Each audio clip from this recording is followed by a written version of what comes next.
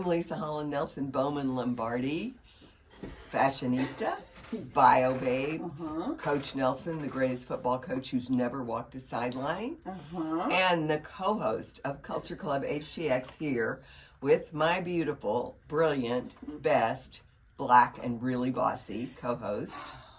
She is. Shavonnah Schreiber, the other half of Culture Club HTX, the executive producer, the eighth wonder of the world, and the parliamentarian. Which doesn't work. Which works. It works because it makes you get crazy, and I love that part. Yeah, it makes me absolutely crazy. Right. Because I want to talk when I want to talk. I want you did you get used in conduct? You did. Yeah, okay. I told you that. My whole life, I got straight A report cards and U's in conduct until I was in 5th grade, and Miss Brandenburg gave me a straight A. Okay, so we have a special sports segment so because excited. we usually we haven't had a sports guest in a while, actually. No, we haven't. So other than baseball boyfriend Scott, who's not a guest. You say still, you still don't. So you still don't. You're we have a super special guest friend, like all the things. T. Eason is here with us, and she is. I met her. I guess I met you because of ABDA, but really. I met you, Tari Eason, the incredible Houston Rocket, his first year here. Yeah. And it was so much fun. He was Rookie of the Year. We were at the luncheon when he found out, right? He was not Rookie of the Year, Leisa. I think these so things. On brand. Leisa. I thought she was an All-American. She wasn't either. Oh, that's okay. If you're giving out awards, that's fine. Yeah, right? So we'll take it. Well, I thought he was. And he was my Rookie of the Year. Yeah, there you go. He was your Rookie of the Year. There you go. Yes. So anyway, you do a million. He was on the all-rookie team. And yes, okay. So you were at the luncheon. When he found out. The ABDA luncheon. Yeah, he was we were so sitting together, excited. and that is where he found out. So yes, you are. Okay. She's in the neighborhood. It's tracking. Yes. I have 2 of them right now.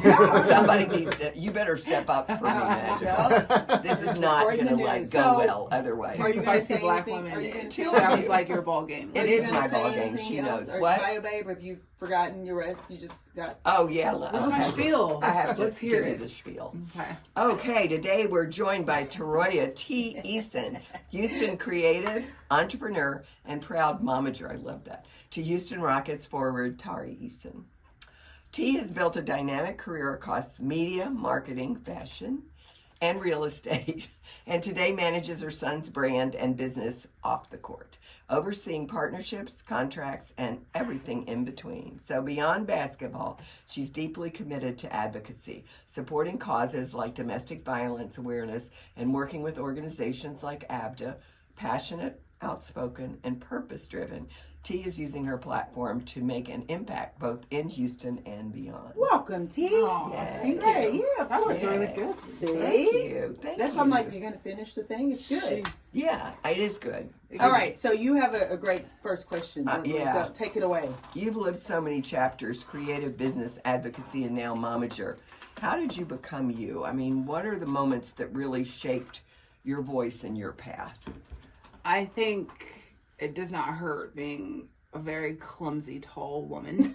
I was forced into roles I don't know that I wanted to achieve, but I got there by being tall, and I mean from like 2 or 3 or 4 years old. Oh, wow. A lot of pressure from adults. I've had friends whose moms were like, "Oh, look, you got the tall friend. Look, now you got your own bodyguard." Just those little random statements. Interesting. Yeah. Huh. So everything's built on that, and teachers, and the pressure of sports, and that's what made me not excel so much as playing them is loving them, if that makes sense. It made me a pusher more than I was able to push myself. And I've always been a really great pusher and bossy ever since, but I was forced into that another role. one. Yeah. Listen, I feel like you see, this is really like fun your ball to have game. twins Play ball, here. Leisa. Life is It's setting you lean up. in. It's like lean in. Life is giving you these lemons, aka really spicy, gorgeous black women. Enjoy it, Leisa. Trust me, I do. So tell me this. So it sounds like you said, even from being a young woman, young girl, yes, you've been sort of shaped by all of these experiences. So when did you figure out, okay, this is the game that we're playing, and I'm going to play it well, and I'm going to lean into it, I'm going to own it, and do all the things that you have gone on to do? Probably high school. Okay. You know what? I take that. I'm going to go back to middle school. Okay. When they told my mom that I was starting a gang, A gang? A gang? I was like, a gang? That's a good thing. No, not a gang. Not a game. Gang. A gang. G-A-N-G. I had moved from South LA to Burbank. But Burbank is a very affluent, prominent, that's where all the studios are in LA. And that's where I got my first taste of, you know what? That this whole role that you're being put into is, you know, the pushing. They're shaping you to I either run from it or I run at it. And when they told my mom I was starting a gang, it's because I had a couple friends that were Latino women who wore their lip liner and their gold earrings. And I had a white friends who were cheerleaders, and I had friends who were Mormon. My best friends were Mormon twins. Oh, that's interesting. I had the black friends. It was so many different groups of friends, but the gravitation, I guess, I was the one who brought them together.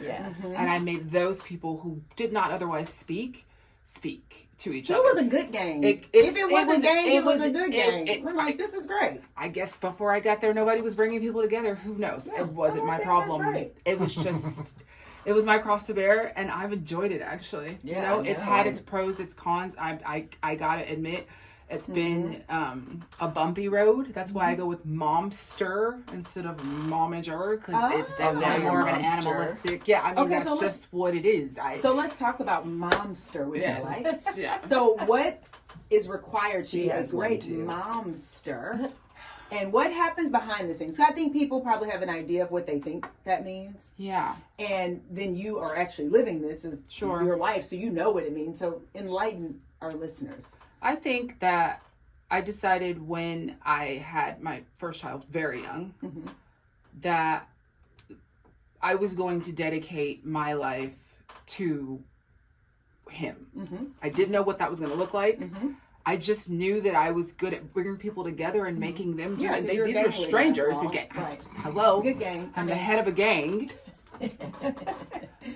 So, and if we were anything, we'd be the Trips, not the Crips. Let me just tell you something. Yes. So was it middle school or high school? A church that I went to, the pastor actually started what he called the good gang.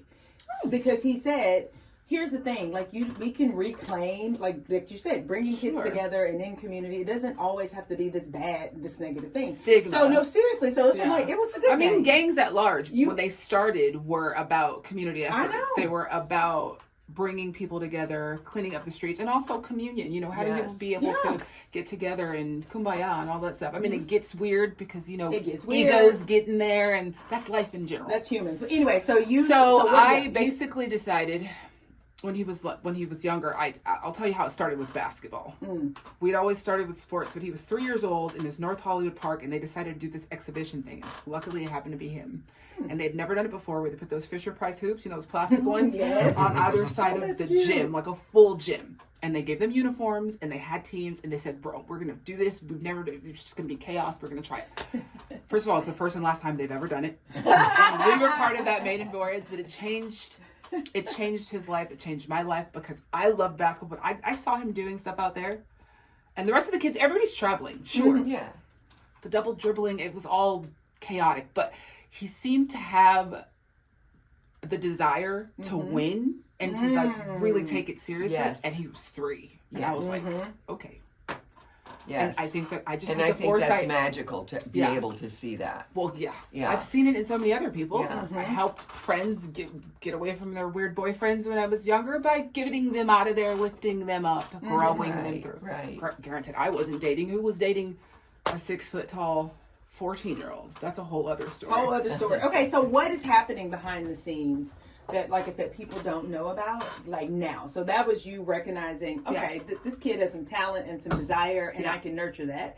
Now, I mean, it was a long road. It was sleeping in cars to getting him to the right gyms. It was going back and forth with men who were telling me he wasn't that great. It was showing up to spaces that they didn't want to hear me speak about basketball, because that's what men do. They don't want to hear a woman talk about sports. They don't mind you sitting pretty.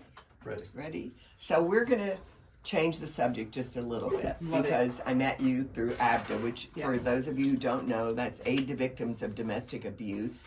And their luncheon this year is coming up next week. It's on Tuesday. It's at the Revere, actually. I had the wrong location.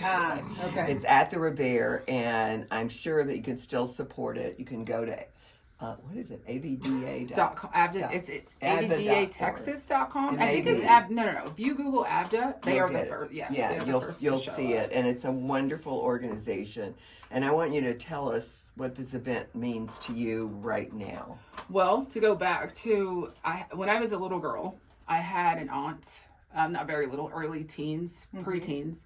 My aunt, my mom's baby sister, who they were like 15 years apart. So she was kind of closer to my age, if that makes sense. But I adored her and I looked up to her, and she was just stunning in every way, shape, and form, and young, and she started a relationship with a man like fresh out of high school. They had a child that got married, but before they got married, he was very abusive. But she still married him. It's one of those things where, I hate to say it, but in the persons of color families, we like to keep giving chances sometimes where it's a dark force, and you're like, they just like to pray it away kind of thing. They thought that if they continued to go to church and keep him in the right atmosphere, that everything was going to be okay. It worsened after they got married. Yes. Of color. It's all of us. Well, there's sometimes with my community, I know that there's excuses made, and the advocacy to leave is not as much, and there's numbers that present that. I'm not just speaking in vain or speaking from personal experience, but so long and the short, she had left him finally. They had a son, but she left him, and it was one of those things where us kids didn't realize what was going on, but I kind of did, like a vibe, because she kind of would too. So it was early. I was 11 and 12. Okay. So, but I was always again mature, forced into situations. So she would confide in me about things she probably wasn't supposed to. Right. We had little conversations, but I knew that she was in hiding, if that makes sense, where none of my other little cousins would have been able to understand that. Right. So, in my opinion, she should have stayed in hiding. But you start churching it away and thinking, he had lost his mother, and they start, she can come out of hiding now. He's better now. Everything is okay. He's better. I again thought she should have stayed away. We're at church. It's Mother's Day. We're all there, and he shows up to get baptized. And for me, there was like a weird chill that went down my spine. And I still remember the preacher saying, and I think because he knew the situation, because a lot of the community in the church knew what had happened with her, and all of the beatings and the hiding and all of that stuff. So he goes, if you go into this water a devil, you're just going to come up a wet devil. I remember those words. Shout out to that. And he spoke it. And I know that he was talking, it was a direct line, right to my veins, but also direct to him. Like, just in case, we want you to know we know who you are, and this water's not going to change anything. But I'm looking at my grandmother, and she's just, you know what I mean? Like, you can see the hope in her eyes. In her eyes, he's changed. To me, I just chills the whole time. I was just disturbed by the whole situation. So he gets baptized, and she lets him have the baby after church, which she doesn't normally do, because he says he's going to go visit his mother's grave. Mind you, his mother's passed. It's Mother's Day. She's made this allowance. 12. I would like to say, please no. I'm screaming on the inside. For whatever reasons, I just knew there's something. I've always had discernment from my own personal traumas as a child. So I can taste and feel when somebody is just not right. No matter what they're showing, you can't hide your spirit from somebody like me. So we're at Grandma's house. We're hanging out. He has the baby. Luckily, my aunt and my grandmother got in a bit of a tiffle. A tiff. So we had to leave. We drove her from Santa Monica to Burbank, because that's where her car had broken down. So we had to drive her all the way to Santa Monica instead of going direct to Burbank. By the time we get to Burbank, the machine's going off. Hurry up! He's killed everybody. My mom, we didn't know the circumstances that surrounded exactly what happened, but by the time we pulled back up, because it took us another half an hour to get from Burbank back to South LA, he had killed her and my grandmother and then himself. And so when we walked away, giving them hugs and saying goodbye, we come back to them under sheets. AVDA will always be, the advocacy for me is twofold. One, when I came to AVDA, I was an advocate, obviously, for victims, and obviously for that reason, for my Aunt Yvonne and for my grandmother, who were lovely women. And you know what I mean? You walk in to have somebody take away 2/3 of your family after just being baptized. It's just a whirlwind of emotions. But AVDA not only does that, they rehabilitate harm doers. I don't know if you knew that. So before, I got to go. I have to say, I'm the former chair of the board. Oh, yes. Oh, yes. I know a lot. And I want everybody to understand, AVDA is legal services. Yes. Also, again, that's what they're doing, which is one of the Yes. most important things. You must get away legally. Yes. You know, you must have protection orders. Yes. You must have. And for those who can't afford it, they provide Yes. legal services, Yes. and that's what people like myself and Leisa and other people, philanthropic measures that go into feeding AVDA, this machine that AVDA is. They've helped change laws. Again, the BIP program is the program that is to rehabilitate harm doers. And like I said before I got here, I never thought to even lean into respecting that way of thinking. But they've done that, help. And furthermore, they've gone out to all the My son has sat groups. in for when they do they have teen domestic violence awareness month, so he's gone to speak at high schools. They're all over in basketball, with the Astros, with the Texans, with the Rockets. Yes. Because these guys will really influence middle school boys. Yes. Also, they need their own influences. It's happening within their own realms more and more. Yeah. Even the news we've talked about in the last couple of days, the things that have happened here in Houston, and it's so hard to watch that the numbers are not going away since 1993. I mean, it's and she died. My Aunt Yvonne died a year before Nicole Brown. Wow. And so one day I have this script. One day there will be a film. We're working on it. But the Violence Against Women Act was not intact when my aunt was murdered. So all of these women who were called, had their restraining orders, and there was not a lot of follow up. There was not a lot of recourse. A year later, I have to say, a public murder, and the world changed. Yeah. So I mean, hats off to the Brown family. My mom was actually on a talk show with them many years ago, where my aunt's and my grandmother's story was presented. So, but again, if that Violence Against Women Act was there before, it would be different. Yeah, completely different story. So, how can people learn more about AVDA? So we think it's avdatexas.org. It is. It's AVDA Texas, or it's just AVDA. If I Google AVDA, Yep. If you just Google, try it really quickly, so that we can give people correct information.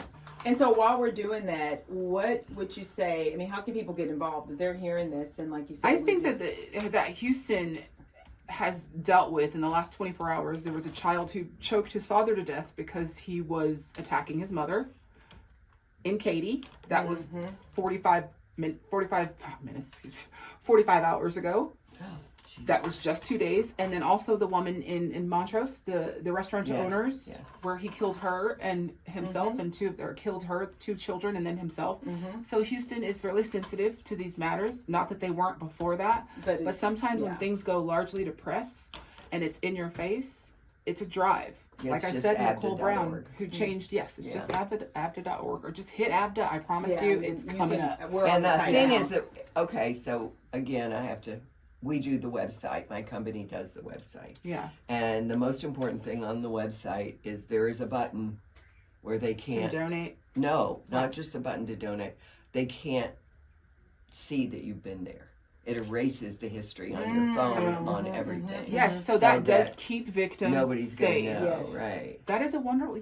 Thank you, Leisa. Yeah, no, that's it's just if you bring it up, I'm just bringing it up. Right no, that's very important. You can do certain things if you're in immediate danger. Call 911. Because everybody has ideas about what it's like to leave, and everybody has ideas about what they would do in certain situations. But until you're there.